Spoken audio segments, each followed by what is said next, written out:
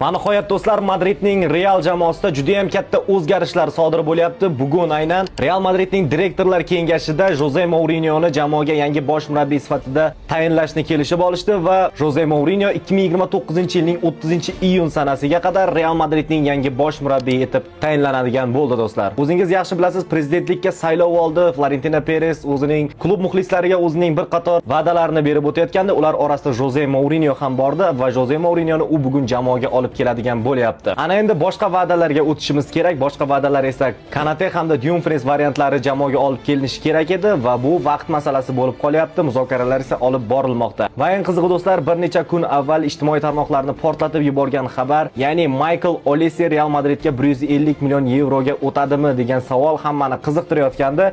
Ammo bugun chiqayotgan xabarlar, ayniqsa Fabrizio Romano hamda Ispaniyaning bir qator mashhur nashrlarining xabar berishicha, Manchester Cityning o'ng qanot hujumchisi bo'lgan Bernardo Silva Real Madridga olib kelinishiga juda ham yaqin turibdi. Bu haqida Fabrizio Romano hamda bir qator mashhur ispan nashrlari ham xabar bermoqda. Eslatib o'tamiz, Real Madrid Bernardo Silva uchun bo'lgan kurashda Atletico hamda Barselona kabi o'zining uzoq yillik raqiblarini ortda qoldirgan holda jamoaga olib kelinadigan bo'lyapti va Bernardo Silva ham shu jumladan Real Madridda o'ynashga qarshi emas va shartnoma yakunlanishiga ozgina muddat qolyapti. Here we go ga esa juda ham yaqin qolganmiz. Do'stlar, mana